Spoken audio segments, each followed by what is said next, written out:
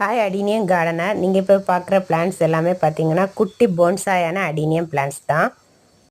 எப்படி இந்த மாதிரி குட்டியாக போன்சாயாக செடிகளை வளர்க்கணுன்னா அதுக்கான டிப்ஸ் தான் இப்போ பார்க்க போகிறோம். நீங்கள் இப்போ பார்க்குற பிளான்ட்ஸோட ஏஜ் பார்த்தீங்கன்னா 7 to 8 இயர்ஸ் இருக்கும். இயர்லி ஒன்ஸ் பிளான்ட்ஸை ப்ரூன் பண்ணி விடுங்க. அதே மாதிரி வருஷத்துக்கு ஒரு முறை பிளான்ட்ஸை ரீபாட் பண்ணுங்கள். செடிகளை வருடத்துக்கு ஒரு முறை ரீபாட் பண்ணுறதாலும் ப்ரூன் பண்ணுறதாலும் இது மாதிரி குட்டி போன்ஸை அடினியம் செடிகளை ஈஸியாக வளர்க்கலாம். இந்த 2 ப்ராசஸுமே பார்த்திங்கன்னா சம்மரில் தான் பண்ணணும்.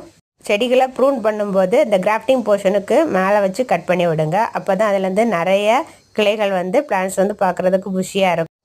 ரீபாட் பண்ணும்போது கூட செடிகளோட வேர்களை மண்ணுக்கு மேலே வச்சு நட்டு விட்டிங்கன்னா பார்க்குறதுக்கு ரொம்ப அழகாக இருக்கும்.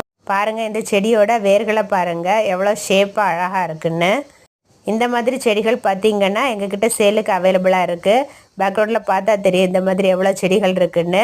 தேவைப்படுறவங்க ஸ்க்ரீன்லேயே டிஸ்கிரிப்ஷனில் இருக்கிற வாட்ஸ்அப் நம்பருக்கு கான்டாக்ட் பண்ணுங்கள். தேங்க்ஸ் ஃபார் வாட்சிங்.